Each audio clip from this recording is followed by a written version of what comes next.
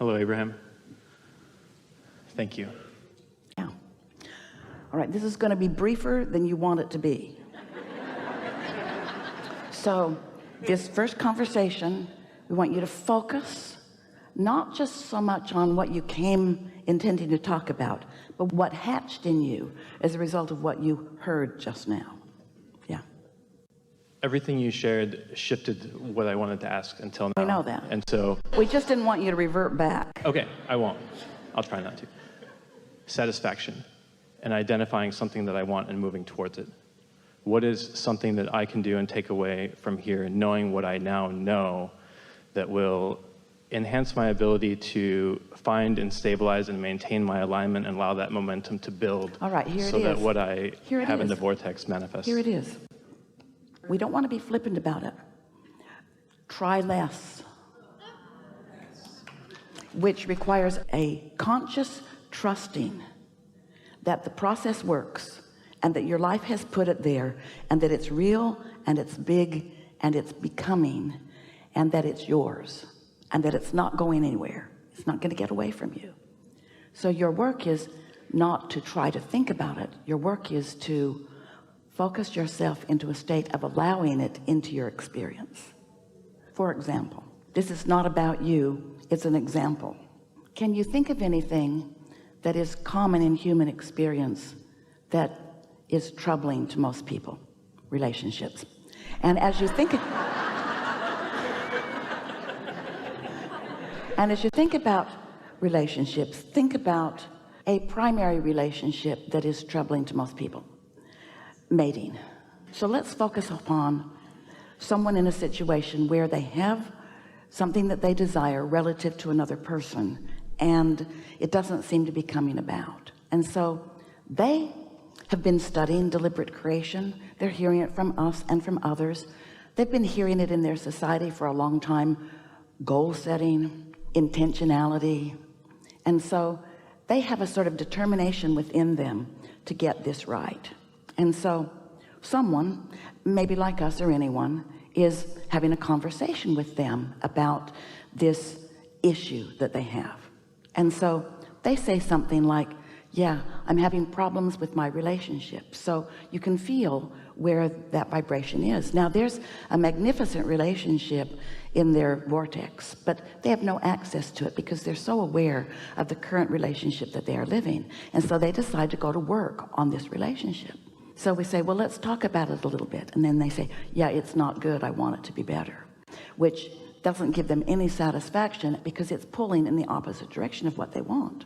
So we say, well, let's talk about this. And then they say, well, I've been thinking a lot about it in preparation for my conversation with you. And these are the things about it that I want to be different. I really want us to talk more, to be in more communication with each other. But in that conversation, this person is focused upon not enough conversation with each other.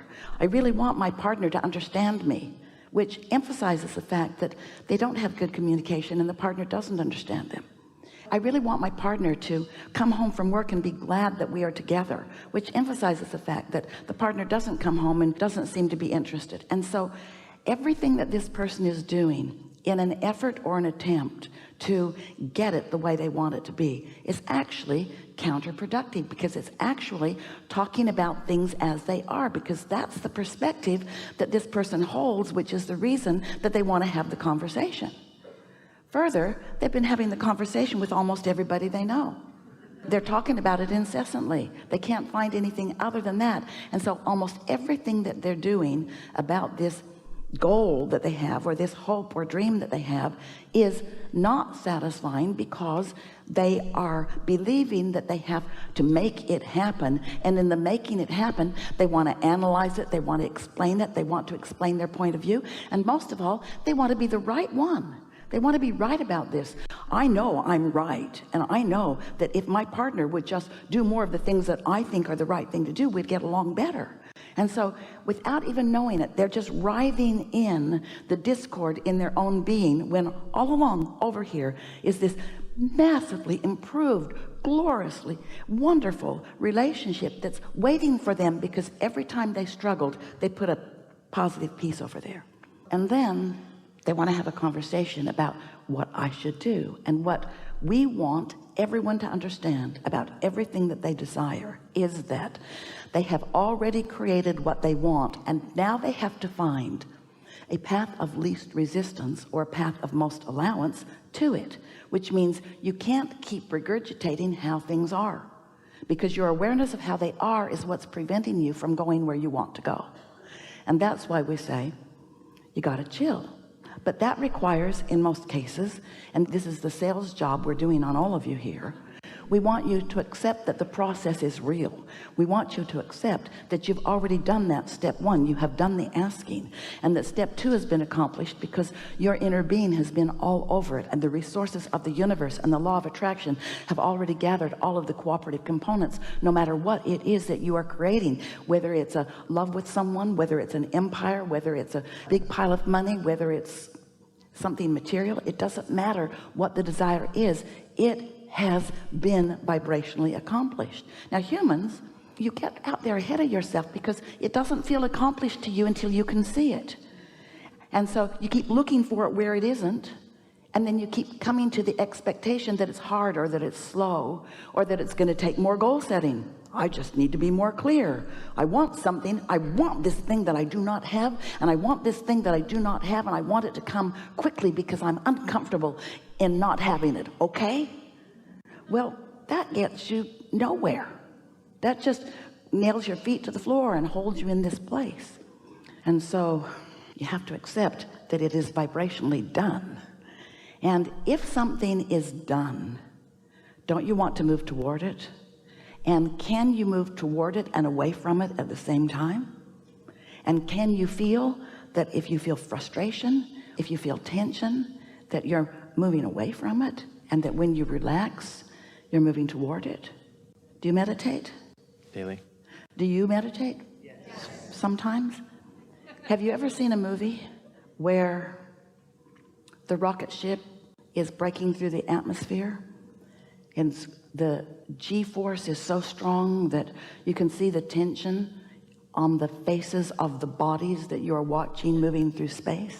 Their eyes look like they're going to bulge out, and their head looks like it's going to explode, and you can tell that they can hardly stand it. And then all of a sudden they break through, and then the relief of that tension is no longer there. That's what meditating is like. No, not quite, not quite, but it's sort of kind of like that, because your goal is to quiet your mind. But when you first start to quiet your mind isn't quieted. So you have a sort of internal battle going on, because you want to quiet your mind but it isn't. You want to quiet your mind but it isn't. You want to quiet your mind and it isn't. And you're so focused on quieting your mind you can't. And so we say, listen to the air conditioner. It's so beautifully boring. You have no judgment about it. I've heard better.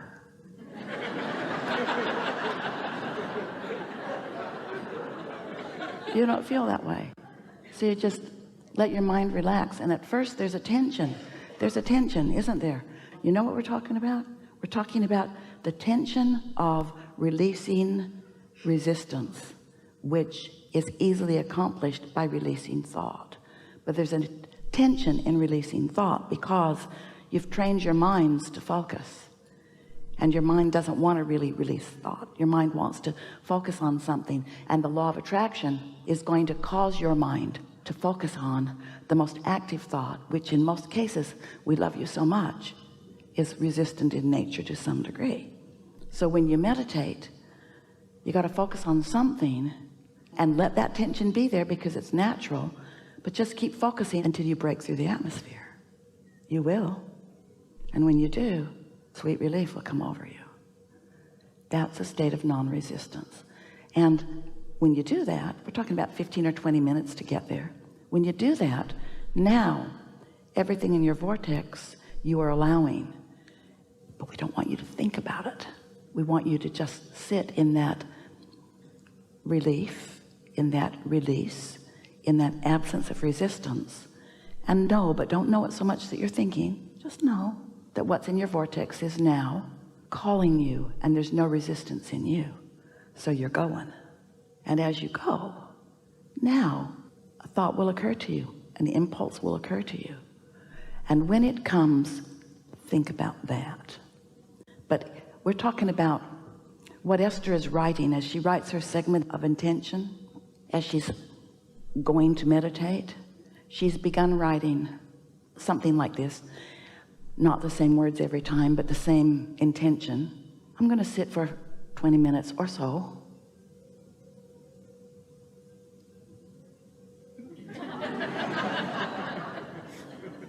I'm going to turn off my phone and sit in a place where there will not be interruptions. The universe has such good timing. And I'm going to quiet my mind. I'm going to quiet my mind by focusing on this sound. Sometimes it's a sound in her house. The refrigerator makes a really nice sound, the condenser. The air conditioner makes a really nice sound, but sometimes it turns on and off. So she has an app on her phone. It's the most spiritual app in the whole world. It's called Central Air. It's just this nice, steady, sort of atmospheric buzz that she focuses on. Her statement of intention is, I'm going to focus on this sound of silence, so to speak, this sound, and I'm going to allow my vibration to rise. And then this is the key word that she has just discovered recently, and this is everything that we're leading up to with you. And then I'm going to watch the movie if it happens. I'm going to watch the movie if it happens. Not I'm going to create a movie. Not I'm going to take this issue and I'm going to work it over good. Because that's a reintroduction of the resistances she is talking about letting go of. I'm just going to watch the movie. I'm going to watch the non-resistant movie that my inner being has queued up for me. So I have one singular intention, and that is to release any resistance that I have. Okay, now that made perfect sense to you, didn't it? Your meditations are going to be so much more pleasurable from now on. Pleasurable and therefore powerful, but pleasurable is what we're going for. But therefore more powerful, but pleasurable is what we're going for. Because if you go for the power of it, you're going to try to create within it. If you go for the pleasure of it, you'll chill. You'll allow it to be. So you got that, didn't you? Now what we're saying to you is that's the same stance that we want you to now be relative to everything that you want, because you've done the work. You have sifted through the data. You've done step one. Source has gathered the cooperative components. Step two is done. Now your work relative to this subject is to let it be. Let it come to you. Don't try to direct it. That makes you focus in the same way that we were giving the example of. It makes you activate vibrations that are in your way. You are so close, not to this end result, to this never-ending pattern and path of results. You're not ever going to get it done. You're not ever going to get to the end, but you're going to have so much pleasure as the universe says, here you go. And you say, I see that. And then the universe says, here you go. And you say, I see that. The words that are coming from Esther these days are, I am bowled over by my now awareness of the cooperative universe that is acting on my behalf. She said it's like problem solution, problem solution, problem solution, problem solution, or question answer, question answer, question answer, question answer. And if the question and the answer are really close together, or the problem or the solution are so close together, then you have that feeling of your hands in the clay, but you don't mess it up by focusing upon a problem when you're not close enough to the solution to let it in.